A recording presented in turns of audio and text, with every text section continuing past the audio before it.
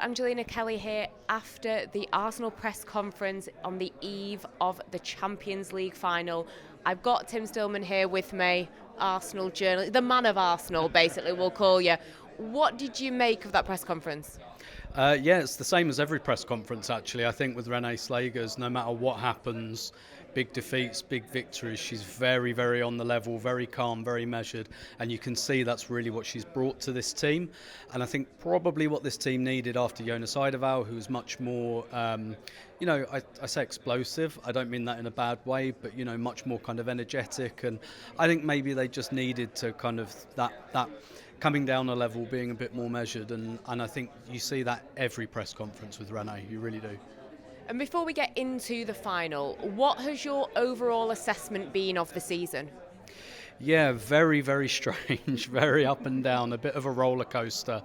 It's just a real shame for Arsenal in terms of the league that it was done in a couple of weeks, basically, because they started so slowly, and that really gave the season quite a strange atmosphere, I think, for supporters and people looking in from the outside, because the league just wasn't winnable for the whole season. But this Champions League run has really, really kind of brought it to life, and going from the first qualifying round to the final, having all these comebacks, that's where the kind of life in Arsenal's season has been. And there's a lot of talk from outsiders about Arsenal and if they're keeping up with Chelsea, especially when it comes to the WSL. Do you feel like this Champions League final kind of silences those people a bit? No, I don't think so, and I don't think it should unless they win it. My own opinion, and this is going to sound stupid because Chelsea have won 5-6 in a row, I've lost count, but I think talent-wise there is nothing between Arsenal and Chelsea. I sincerely believe that. I think the difference is Arsenal's top-level performance is a match for anyone, and when we see that, we see they're a real match for anyone. I think the problem is the consistency, can they go and be 6 out of 10 and go and win away at Brighton 1-0. That's the edge that Chelsea have, and that's what Arsenal need. And we have seen some WSL sides really struggle against Barcelona. How can Arsenal win this game? It's the million-dollar question, isn't it? They have to be a mixture of perfect and lucky, basically. That's the only way through. But there are a couple of blueprints, which I just asked Renee about. Barcelona lost 3 games this season. One of them against Levante, nothing. It was a complete fluke. That's a 1 in 1,000 game. But Real Madrid and Man City were very clever. They sat off, but they picked their moments to go and press and be aggressive. And that's what Arsenal are going to have to do. They're going to have to choose their moments to do that. And if and when they get a chance, they have to take it. They've got to be really, really clinical. But the reality is Barcelona can absolutely obliterate anybody on their day.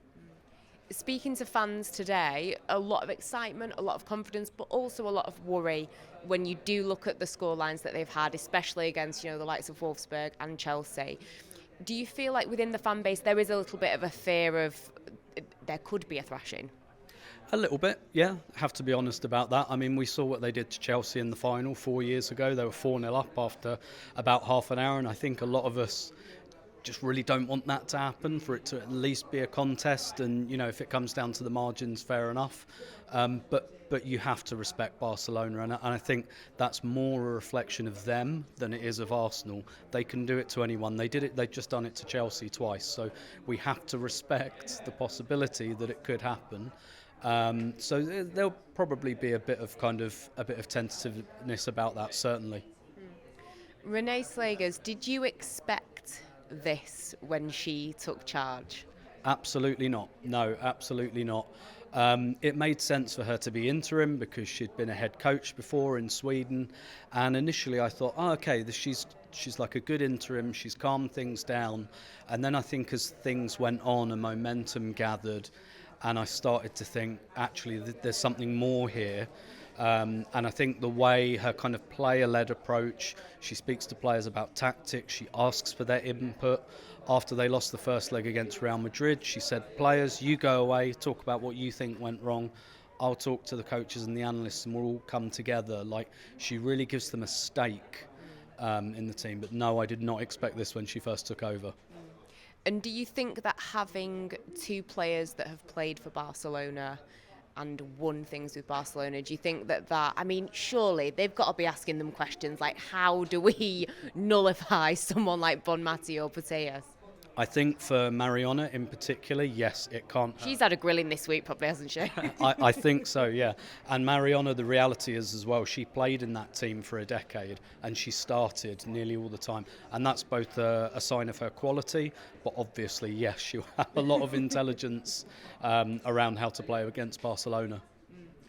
And with this Arsenal team since the change, and you talk about the beginning of the season being quite slow and, you know, them not getting to where they needed to be, what changes have you seen in this team as someone who watches them so frequently?